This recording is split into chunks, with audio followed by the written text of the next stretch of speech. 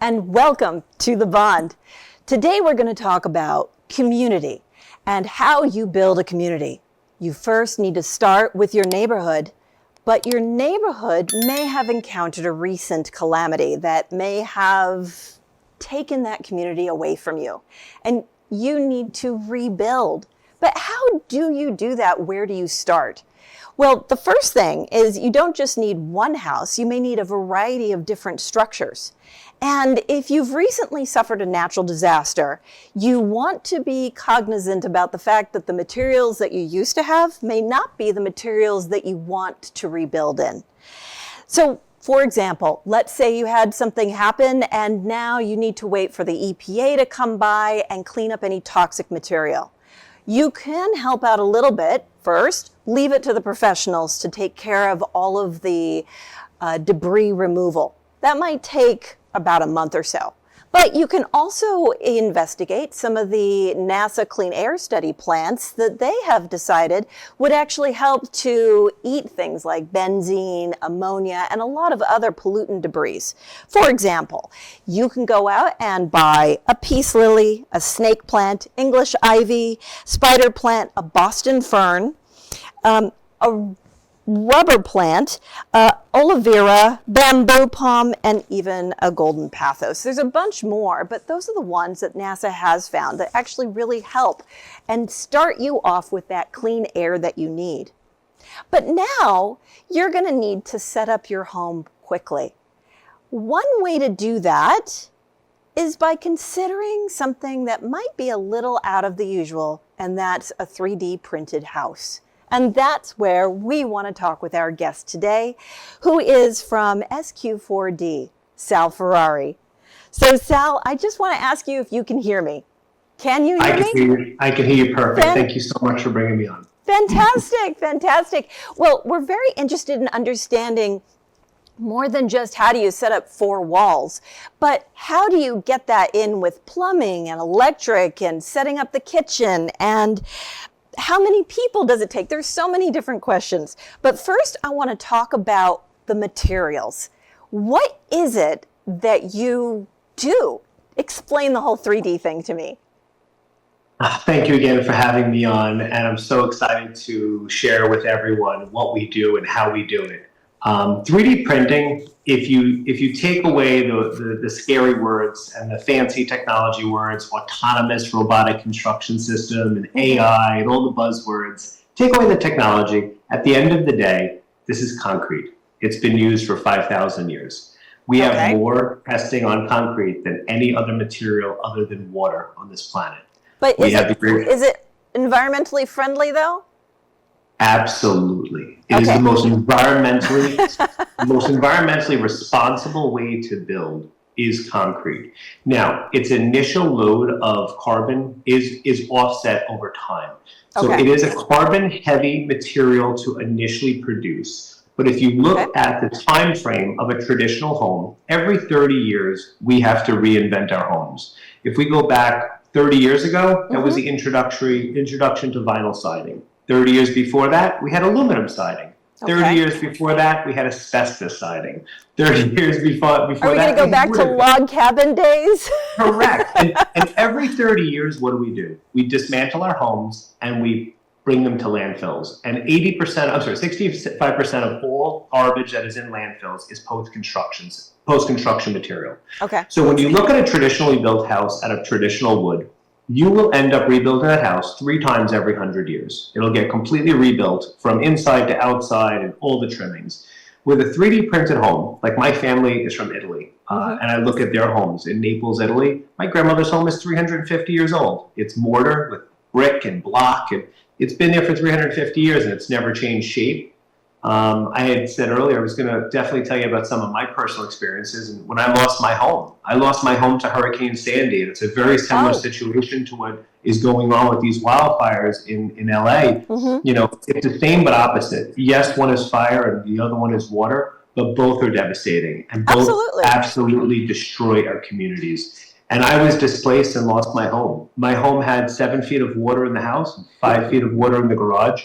And there was nothing left. I mean, all the sheetrock had to be ripped out and all the walls had to come down.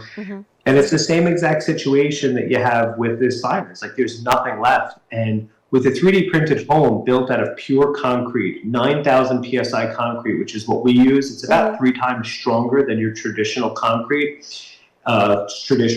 block. These homes will last for hundreds and hundreds of years. So instead of these homes going into landfills, they will be there to pass on to our children and our grandchildren and our great-grandchildren. And that's great, but one of the concerns that people in Southern California have are the searing hot summers. So we have sometimes over a month of over 100 degrees, and there's a thought that concrete can get very hot and stifling, so no ventilation. So my question to you is, how is it that you design these homes to account for things like ventilation and plumbing and electric if you're just doing the 3D printing?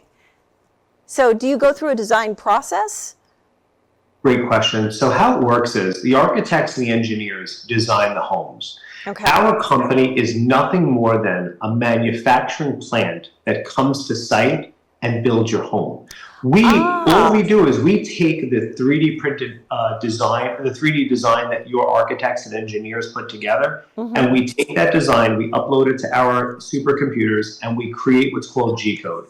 G-code is what the trajectory of the machine will run on, and the machine will actually build exactly what the engineers have designed, which is a perfect home. And when I say a perfect home, if you look at your traditional homes built by regular wood and you measure from one corner to the other, it can be off by inches. No house is perfect unless it's 3D printed. It will actually be perfect in symmetrical size, dimensions. It'll be exactly what you ordered. You know, you look at calamities like catastrophes like the surf building in Florida that collapsed, and many people were hurt. Right. I look at situations like that, and the engineers had designed the right building, but the builders did not apply that proper drawing. They did not follow the instructions. With us, we remove the human element to take that to make that mistake. So by doing that, the robot does a perfect job off the architecture's plans. So how do you mesh that when you're laying out a perimeter of a house with something that would help in earthquake country like rebar and reinforcement to make sure that your walls don't come down when you have a big earthquake? Do you have a way of inserting rebar in the process, or how does that work? Every one of our homes is going to be, especially for California, is earthquake resistant to the highest standard. So we exceed government standards by between 10 to 100%.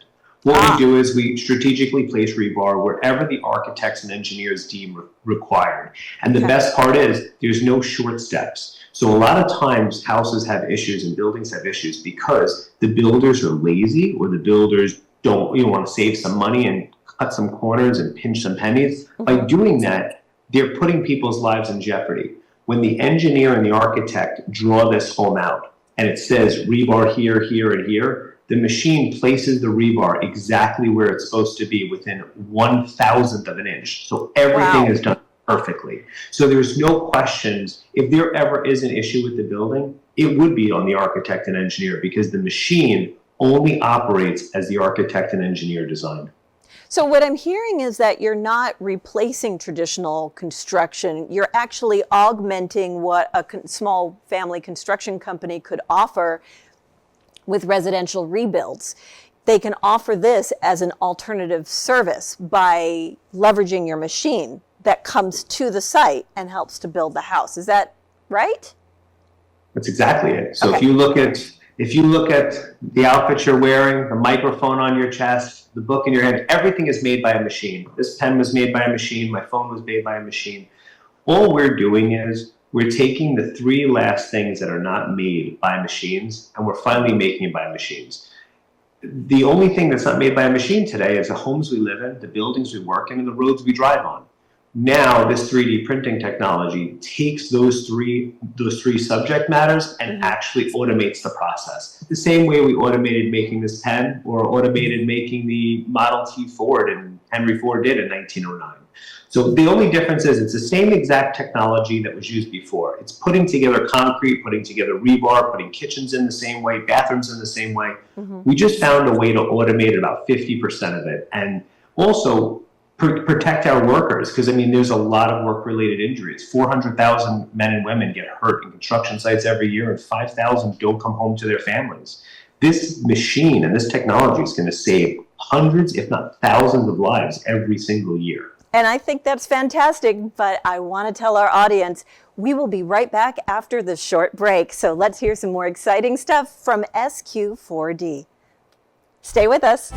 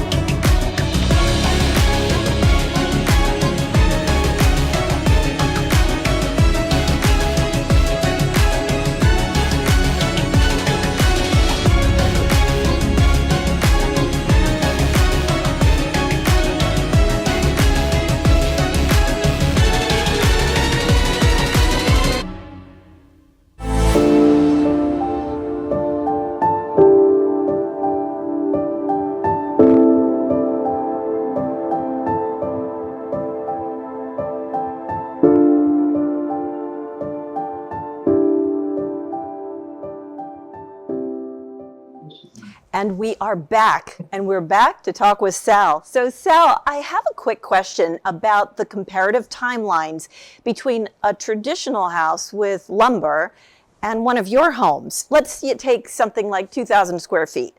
How long would it take, and how many construction workers does it take to set up one of your homes? So to assemble our 3D printer takes between 2 to 3 people, and you'll have the For the whole house, 2 to 3 people? So I think you're missing someone. General contractor and So 50% of the home is built by the 3D printer. So I tell people this all the time. People are like, you 3D print houses, and I want to be very clear. We do 3D print the majority of the house. It is over 50%, but we don't print everything. Okay. We don't print the wires. We don't print plumbing. We don't print kitchen cabinets and countertops. We 3D print with our machine the footings underground in basements, slabs, the footings, foundations, slabs, interior walls, exterior walls. The machine now 3D prints insulation in the walls, and now our first roof is being done as we speak, where we're 3D printing a concrete roof, so the house will be fire resistant, class 1 property across the whole entire unit, so to protect against wildfires in the future. So when you're saying that you also 3D print the insulation, I'm assuming it's not fiberglass. Is it some cement derivative that's the insulation, or are you just leaving room for insulation to be manually shoved in there? So we 3D print the exterior wall and the interior wall, and in between that void, we actually take a different nozzle. Once we get to the top of the house, let's say it's a 9-foot wall, we take the machine, we switch out the nozzle tip, and we attach our insulation gun, and it spray foams in between the walls with the robot, and only one person operates the machine. So one person and the machine for one day after the walls have been printed, and the slab in the interior and exterior, they insulate all of the walls, and you get an R value for energy efficiency higher than any other home in America today. And now let's get to the timeline. Okay, so you only need 3, I'm assuming maybe 4 people to build a 2,000 square foot house. So how long does it take? Days, weeks, months? There's print days, and then there's days. So the machine does have some limitations, and we tell people all the time. We use a saying 40 and falling. If the temperature is 40 degrees and going lower, that day we cannot print because concrete will not set up properly. If you have good weather, 40 degrees and higher, and it's not heavily rainy, if it's just a light rain or regular day with normal sun and clouds, you can print in those types of conditions every single day. You'd be able to finish the house in approximately 30 days for us to be on site, and then you'd have to do your finished trades, which would be putting in the kitchen cabinets, the bathroom vanities, the toilets, things like that. The total Gantt chart timeline on a home should be under 100 days. That's what you want to do. And under 100 days for a home today is a very good timeline. That's a very tough timeline to beat. In traditional concrete, traditional wood or concrete, you're at about 185 days on average. So your 100 days includes the printing, but also coming in to, say, put in cabinets made out of wood from even landscaping. The kitchen. I mean, this is landscaping. You opening the key in your door, moving into your new dream home. That's 100 days all in. Can you tell me about the largest project that you've ever worked on? Assuming the weather was good and you didn't have any down days because of rain or excessive heat. So the largest project, we actually held the trophy for the largest 3D printed structure that was mostly for 3D printed. That was 2,000 square feet at the time, back in 2019. Now we are working on much larger projects. We are actually in the process of getting our new building, our new corporate headquarters is going to be 3D printed. It is 40,000 square feet and 33 feet tall. We are pending our final permits, and as soon as we have them, we will have the largest 3D printed structure on planet Earth yet again. So you're not just doing single-story homes. You can actually have different floors. So you could do an apartment building, or absolutely. You could. We have a limitation right now of about 33 feet is our cap height. We have a width of about 100 feet wide by about 250 feet long. So those are the parameters that we like to stay in. If you need to do a bigger building, like an Amazon building or a giant distribution center, we can 3D print our walls just the walls, the exterior walls. We can do larger buildings, such as like big box places. Okay. Okay. So what about something like large animal barns? So actually, one of our competitors had done something similar. They had done a horse stable, which I really enjoyed. I met with the owners of the project. Uh-huh. He wasn't happy with their equipment. He did return it or sell it, and he's going to be purchasing our equipment now. And we are going to be doing horse stables, because I really love the fact of helping out in that kind of community. Great community to work with. What was his complaint with the other 3D printing, and why is he going to you? Like, what was the element that you offered that your machines would do? We're the only company in the world that 3D prints 50% of the structure. Everyone else only prints the walls, the exterior walls. So it's about 9 to 13% of the home or the building or the structure. So us being able to utilize much more of the home build, and then also our machine does run on a regular concrete mix. Other companies require you to purchase their proprietary, very, very, very expensive mix. So you need a mixologist. Mixologist. Ours is a general concrete, so you can go to Home Depot and purchase Sacrete or any brand name you want, and then just add water and sand, and you're ready to print. So our machine is very versatile. So if you're in a situation where hypothetically a neighborhood needed to be rejuvenated, would you rent out the machine to people, or would you just have lots of machines building on a block, or how would you distribute the ability to print? Let's assume everyone has a blueprint, everyone knows what style of home that they want, but you need to rebuild a block. How would you go about doing that? So we're doing a subdivision right now in California, which will be breaking ground in the next probably 60 days or so. Okay. And it's a subdivision of multiple houses in a row. We're actually setting up the track to go down all 5 houses, and we're going to build all 5 in a row simultaneously. So we'll be able to complete a project like that much faster. So depending on how close the community houses are, you're able to print them in a row. If not, you'll have to just move the machine from one lot to the other. The average time, like I said, on a 2,000 square foot home, you should be under 30 days, 30 days or less to build 50% of the home. So that's the cement part for the beading, for the 3D printing, and then other contractors come in to do the other home finishing things. Does your 3D printing include the roof?